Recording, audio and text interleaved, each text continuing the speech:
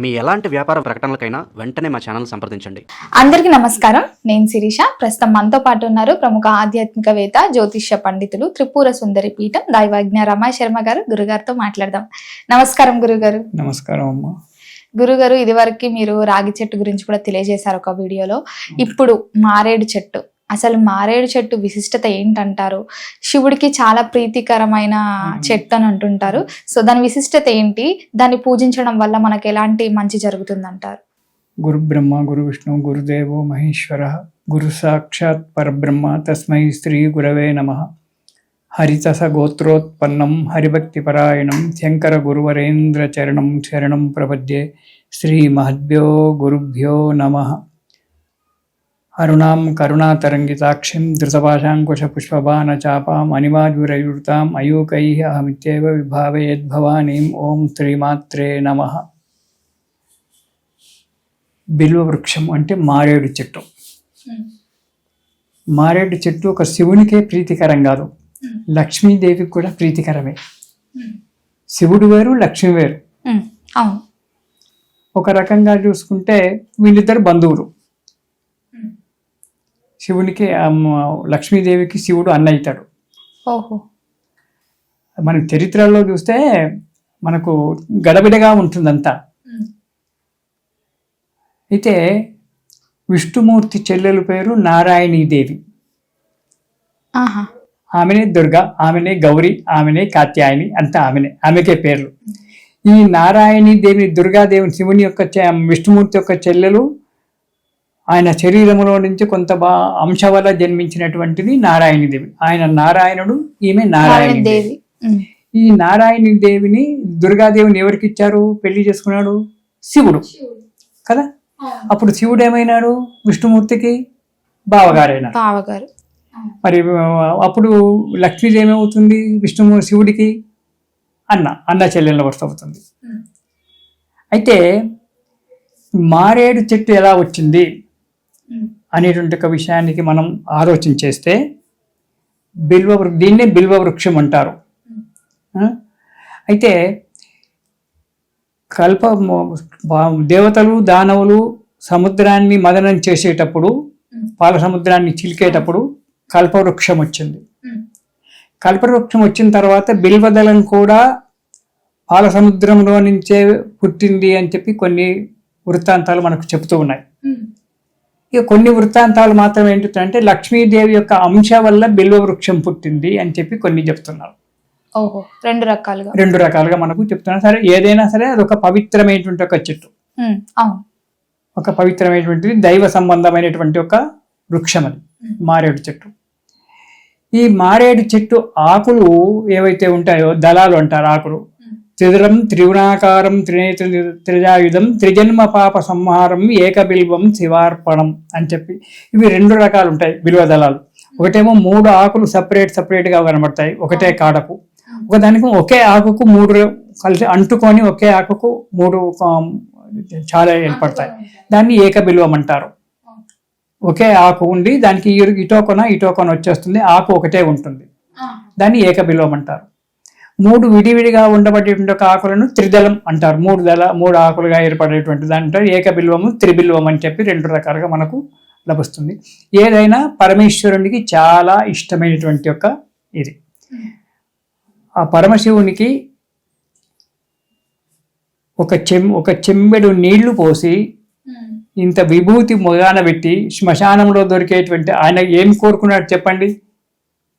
పత్రం పుష్పం ఫలం తోయం. నాయనా, నువ్వు నాకు బంగారం పెట్టవలసిన అవసరం లేదు, నాకు బట్టలు దొట్టవలసిన అవసరం లేదు, నేను దిగంబరుని రా నాయన, ఏనుగు తోలు కట్టుకొని జింక తిరుమ మీదేసుకొని తిరుగుతాను, నేను పెద్దపుడి తిరుమ మీదేసుకొని తిరుగుతాను, నాకెందుకు రా బట్టలు? తినడానికి నాకు బంగారు కంచం వెండి కంచం అవసరం లేదు, మనిషి కపాలం చాలు, ఒక చిప్ప చాలు అన్నాడు. శివుడు కోరేటిది భిక్ష, ఇచ్చేటిది విభూతి. వాడు భిక్షం అడుగుతాడు. ఆ కపాలంలో మనం భిక్షం వేస్తే మన పాపాలన్నీ కూడా భిక్షంతో పాటు వాడికి వెళ్ళిపోతున్నాయి, మనకు ఉన్నతిస్తున్నాడు. అటువంటి పరమశివుడు వాడు. భిక్షం వేస్తున్నాము, భిక్షం వేస్తే ఏమవుతుంది? భిక్షంతో మన చేతితో మనం భిక్ష వేస్తున్నాం కాబట్టి మన పాపాలన్నీ వాడు లాగేసుకుంటున్నాడు, మనం నిష్కల్మషంగా చేస్తున్నాడు, పైగా వరాలిస్తున్నాడు. నువ్వు కోరకుండానే నీకు వరాలు ఇస్తాడు. అందుకే భోలా శంకరుడు అన్నాడు, బిచ్చం అడిగేటిది కపాలము, పూసుకునేది శ్మశానంలో బూరిది. నువ్వు ప్రత్యేకంగా విభూతి ఏర్పాటు చేసి మేము పెట్టుకున్నట్టు మంచి ఆవు పిడకలు తీసుకొచ్చి పెట్టి దాన్ని రకరకాల ఇది చేసి దాన్ని బూడి చేసి పెట్టుకోవడం కాదు. వాడి కపాలంలో దొరికిన దహనం చేసినటువంటి ఒక బూడిద అవుతుంది, ఆ బూడిద రుద్దుకుంటాడు వాడు ఒంటి నిండా. వాళ్ళకు మోక్షం ఇస్తాడు. ఎవడైతే చనిపోయినటువంటి ఒక వ్యక్తి యొక్క బూడిద పూసుకుంటున్నాడో ఆ దహనం చేయబడిన ఒక వ్యక్తికి అక్కడ మోక్షం లభిస్తుంది, కైలాస ప్రాప్తి లభిస్తుంది. ఎటువంటి కోరనటువంటి ఒక వరాలు ఇచ్చేటువంటి వాడు. ఒక చెంబెడు నీళ్లు పోయి చాలు నాకు అన్నాడు. విభూతి పెట్టి ఒక్క బిల్వదళం పెడితే చాలన్నాడు. నాకు పూల పత్రాల రకరకాల పూలు, సంపంగి పూలు, మన విష్ణుమూర్తి కోరుకున్నట్టు సంపంగి పూలు, తులసి దళాలు పూలు, మారేడు పొన్నంగి పూలు, పొన్న పూలు, ఆ మల్లె పూలు తీసుకొచ్చి నాకు నిండా హారాలు వేయవలసినటువంటి అవసరం. ఒక్క బిల్వదళం పెట్టు, ఏక బిల్వం శివార్పణం. ఒక్క బిల్వదళం పెడితే నువ్వు 3 జన్మలలో చేసినటువంటి ఒక పాపాలన్నీ కూడా పొడగొడతాను కొడక అన్నాడు.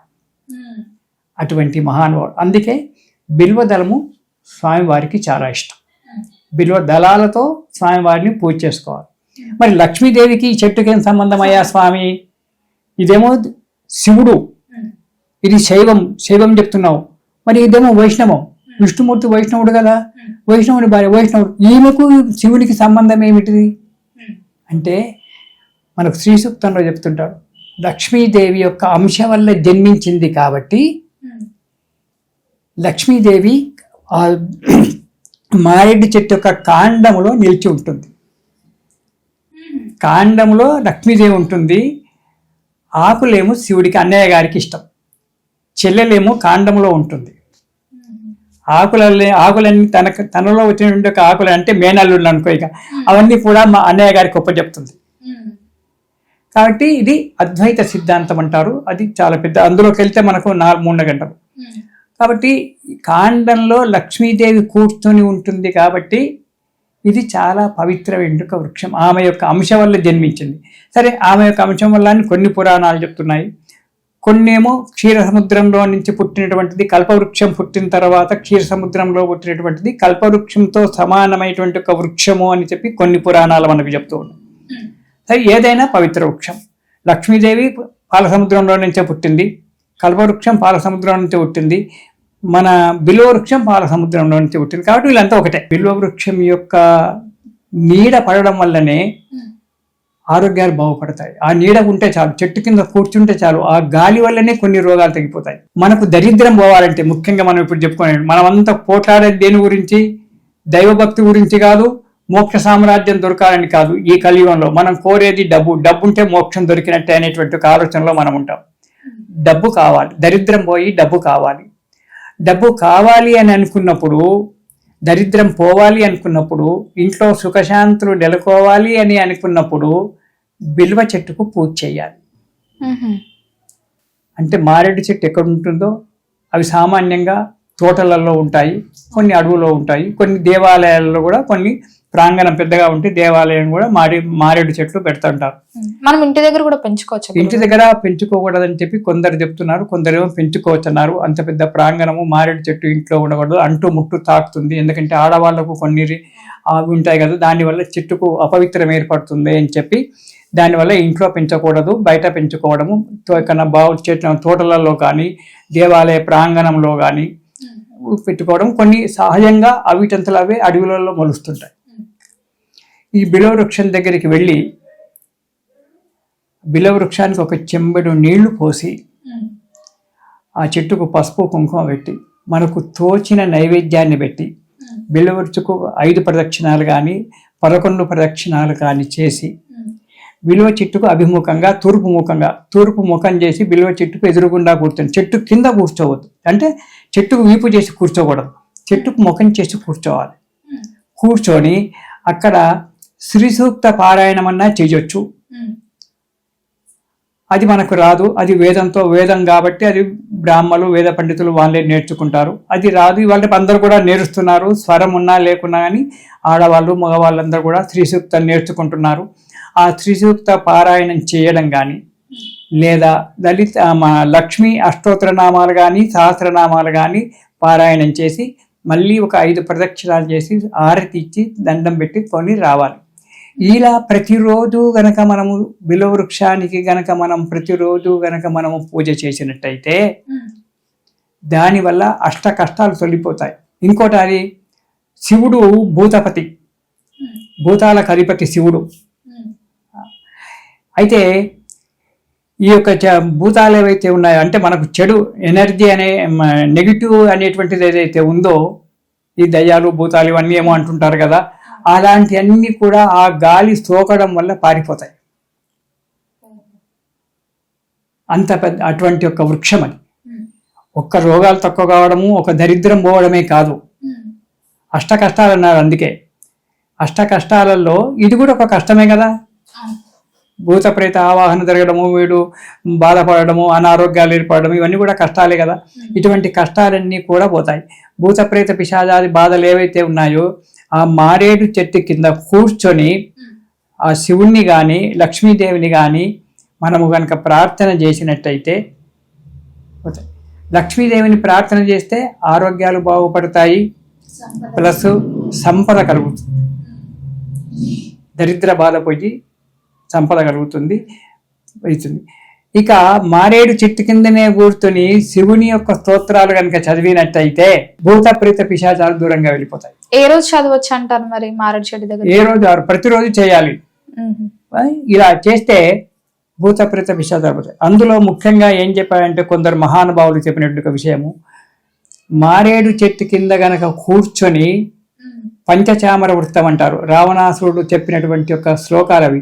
జటా కటాహ సంభ్రమ బ్రహ్మన్ నిలింప నిర్జరి విలోల వీచి వల్లరి విరాజపార మూర్ధిని ధగత్ ధగత్ ధగత్ జలల్లలాట పట్టపావకే కిశోర చంద్రశేఖరే ప్రతి ప్రక్షణం మమ అనేటువంటి ఒక శ్లోకాలు పంచచామర వృత్తాలు రావణాసురుడు. ఇది గనక ఆ చెట్టు కింద కూర్చొని గనక ఈ రావణాసురుడు చెప్పినటువంటి ఒక పంచచామర వృత్తాలు 8 శ్లోకాలు ఎవరైతే చదువుకుంటారో వారికి శివుడు ప్రత్యక్షమై నేను నీ వెంట ఉంటాన్రా అంటాడు. శివుడు ప్రత్యక్షమైతే శంకు చక్ర శంఖము చిప్ప పట్టుకొని త్రిశూలం పట్టుకొని రాడు, ఏదో ఒక రూపకంగా ఉండి మనల్ని కాపాడతాడు. ఇది నా అనుభవంలో కూడా నేను చూశాను. మంచి విషయం. నేను అనుభవించిన చెప్తున్నది పెద్ద నాది గొప్పతనం కాదు. నా గురువు నాకు చెప్పినటువంటి ఒక విషయాలు నేను అనుభవించి చూశాను. చదువురా అన్నాడు. మా గురువు గారి యొక్క తోటలోనే ఉండేది మారేడు. ప్రతిరోజు వెళ్ళి పంచచామర వృత్తాలు అక్కడ చదువుకొని వచ్చాను. అనుకోకుండా ఒక వృద్ధుడు వచ్చి నా కష్టాన్ని తీసేశాడు. ఎందుకయ్యా బాధపడుతున్నావు రా నాయన, ఈ దారెంబడివో నీకు సులభం అయిపోతుందని చెప్పి ఒక దారి చూపించాడు. ఆ దారిలోనే ఈనాడు నేను సంతోషంగా 10 మందిలో పేరు తెచ్చుకొని జీవనం చేస్తున్నాను. ఇలా కొన్ని శ్లోకాలు మనం కనుక అక్కడ చదువుకున్నట్టయితే కొన్ని ఈతి బాధలు తొలగిపోతాయి మారేడు చెట్టు కింద. అదే మారేడాకులు తీసుకొచ్చి స్వామివారికి కనుక మనం పూజ చేసినట్టయితే బోళాశంకరుడు కాబట్టి ఒక్క చెంచడు నీళ్లతోటి ఇంత విభూతి శ్మశాన విభూతితోటి ఒక్క బిల్వదళంతో మనకు కోరిన కోరికలన్నీ కూడా నెరవేరుస్తాడు. త్రిదళం త్రిగుణాకారం 3 గుణాలలో ఉంటాయి. సత్వరజస్తమో గుణాలు ఉంటాయి. 3 లోకాలలో ఉన్నటువంటి వృక్షం అది. 3 జన్మల పాపాలు, త్రిజన్మ పాప సంహారం. 3 జన్మలలో మనం చేసిన, ఒక జన్మలో చేసిన పాపం కాదు, 3 జన్మలలో చేసినటువంటి ఒక పాపాలు కూడా పరిహారం అయిపోతుంటాయి.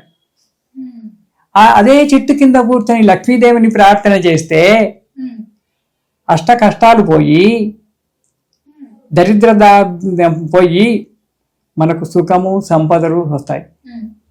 కాకపోతే మనం కలియుగం మనకు తొందర ఎక్కువ.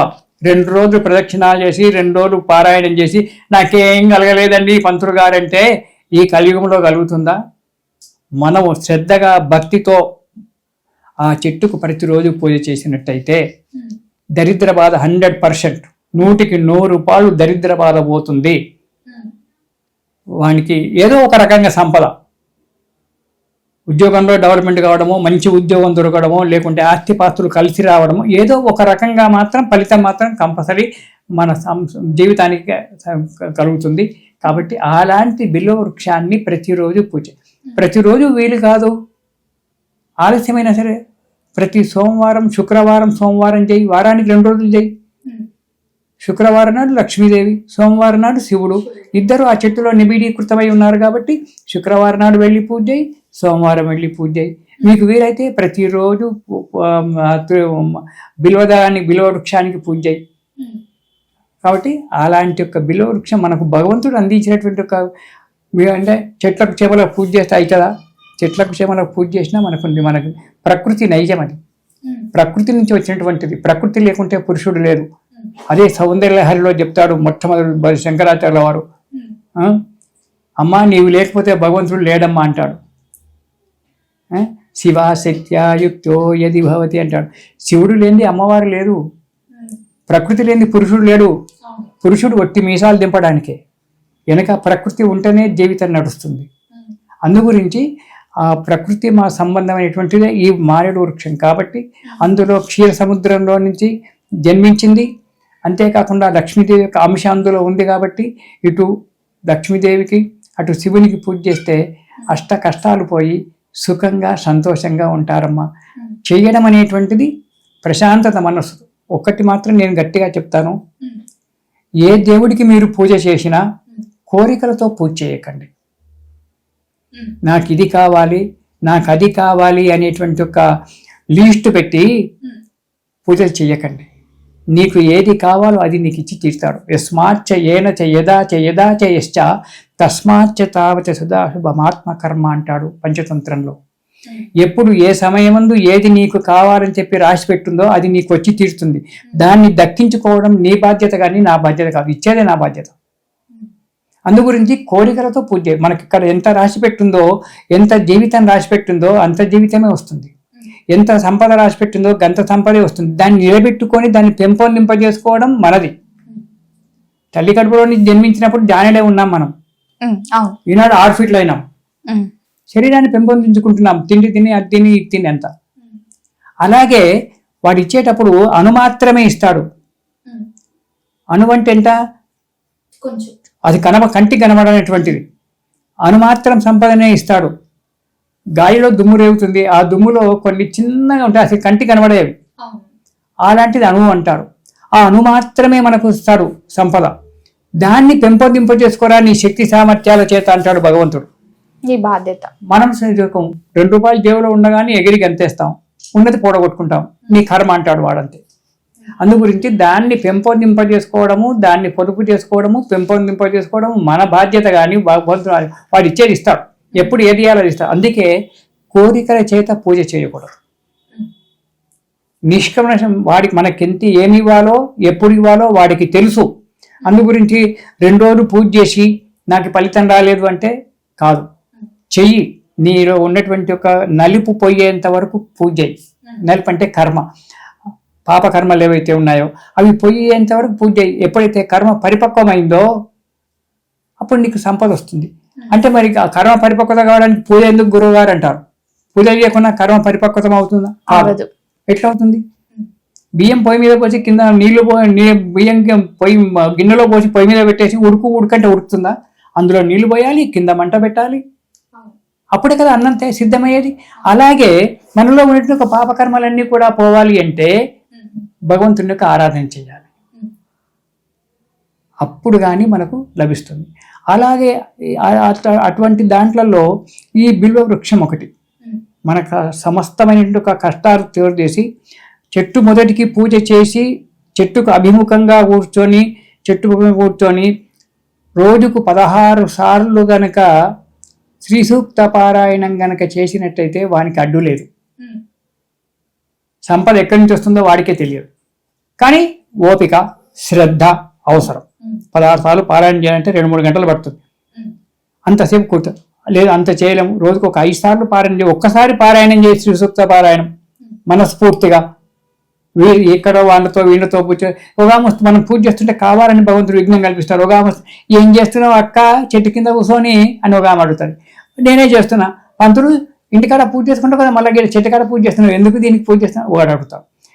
ఎవరితోటి మాట్లాడకుండా మౌనంగా కూర్చొని ఉదయమే లేచిపోయి చెట్టుకు ఒక చెంబడు నీళ్లు పోసి చెట్టు మొదట్లో పసుపు కుంకుమ వేసి 2 పువ్వులు పెట్టి ఇంత ఏదో చక్కెరో పండో పాలో మనకు తోచింది నైవేద్యం పెట్టి ఒక 5 ప్రదక్షిణాలో 11 ప్రదక్షిణాలు నీ వీలును బట్టి చేసుకొని అక్కడ కూర్చొని శ్రీ సూక్త పారాయణం కానీ లేదా లలిత అష్టోత్తర పారాయణం లక్ష్మీ అష్టోత్తర పారాయణం కానీ లక్ష్మీ సహస్రనామ పారాయణం కానీ మీకు ఈ మూడిట్లలో ఏది తోస్తే అది చేసి మా హారతి ఇచ్చి మళ్ళీ ఒక 5 ప్రదక్షిణాలు 11 ప్రదక్షిణాలు చేసి నమస్కారం చేసి రండి.